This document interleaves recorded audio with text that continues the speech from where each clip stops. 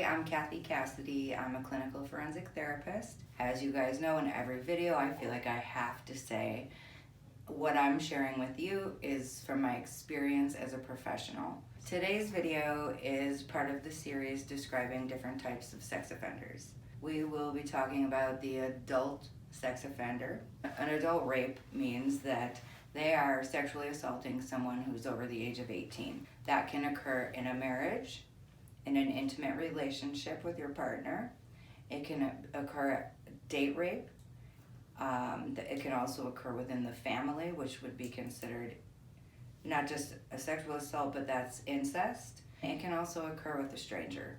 Those are the most common that I've worked with, and of course, that's not limited to that.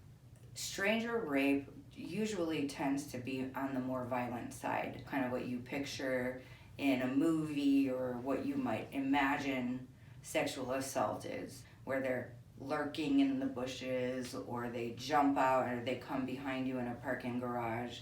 They don't know you. That's typically the stranger rape. Those, like I said, are very violent. There tends to be a lot of anger. Part of being a sex offender is typically a power and control issue. And this is where, when it's a stranger rape, you will really see the rage inside of them come out. Some of them kill their victims, some of them maim them, and some of them physically and sexually really destroy them, which I call an emotional homicide. Incest can occur, and after age 18, it's now considered a rape, a sexual assault, depending on what your state defines it as, the legal term. So within a marriage or relationship, an intimate relationship, well, I guess it could be a friendship as well. Any relationship where you know the person, nobody ever has carte blanche to your body. Whether you're married to them, dating them, friends with them, working for them, they're in a position of power over you in the workplace, or, your landlord, something like that. You always have the right to say no. And if somebody doesn't respect that and moves forward sexually in any sexual way, it is considered a sexual assault. It does not only have to be penetration. There are so many ways to sexually assault someone, and a lot of people think it's actual penetration. There can be so many ways. So date rape is something that can occur on a first date, on a third date, on the 12th date. You go on a date with someone willingly, and at some point during that exchange, they sexually assault you. Those victims tend to be very afraid to report it because they think that they are responsible, and I want you to all know you are never responsible for anyone sexually assaulting you. There's nothing that you can or could do, in my professional opinion, that would ever give the okay for somebody to touch you sexually once you have said no. Or if you're incapacitated, drunk, passed out, drugged, sleeping, you can't give permission. But I want to tell you about an incident that occurred with one of the offenders that I worked with. He was on parole. He was mandated to sex offender therapy, and I was one of the sex offender counselors. He was a very nice looking man, always wore cologne, always looked like he was actually going to a business office, dress shirt with a tie and nice pants. In fact, he didn't even have a job. So he was portraying this image to society, which turned out to be very dangerous. With this particular parolee, he worked as a person who installed cable for a commercial cable company, and he turned out that he was planning this assault, and that took time for him to admit that. He took a side job on a Saturday with a friend that he knew, went to the building, and it was an old building in Chicago.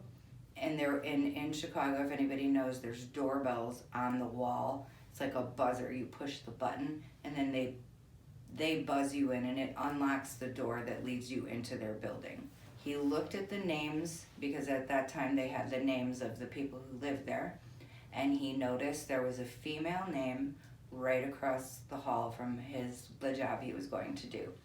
He rung his friend's bell, buzzed him in, did his job. He was wearing his work uniform, which he was off duty, went from the job across the hall to the lady that he noticed her name on the doorbells, knocked on her door, and I'm guessing, I don't know because I only know one side, the police reports and the offender's side.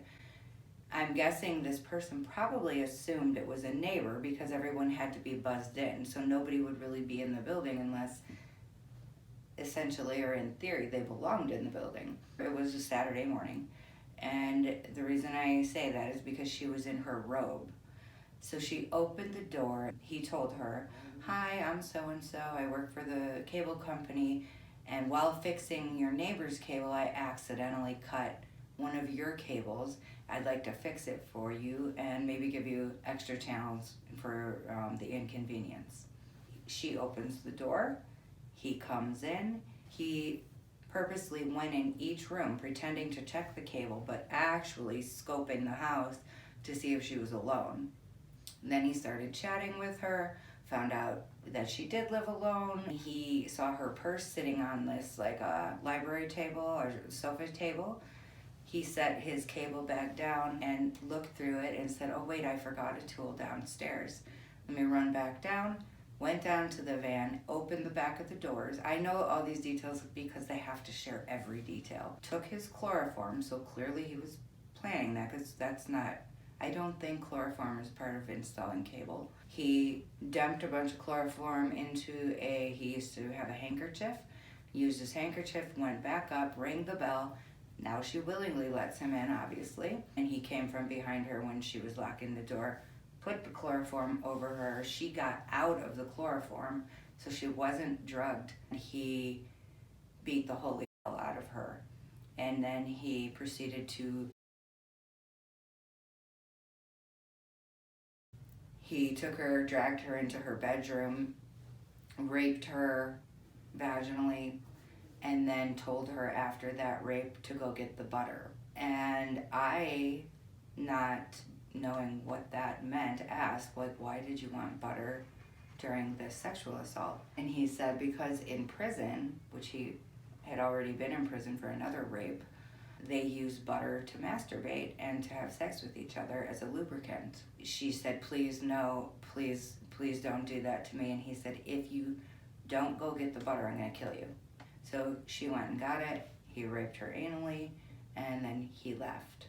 I don't remember how he got caught. This is the hard part of any of the things I share with you. I only know certain parts because of my position. So he did get caught. He got 30 years in prison, got out at 15 years, and was back out on his second rape, doing parole. Don't open your door unless you have invited someone and you know they're coming.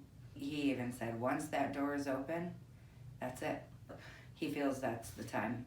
That's the story of an adult stranger rape. Very, very, very frightening.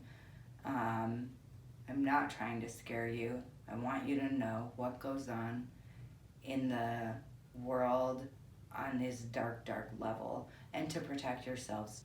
My purpose is to give you this information so that you can make different steps, not out of fear, but out of protecting yourself. Thank you guys for listening. I appreciate it. I hope you watch the other videos.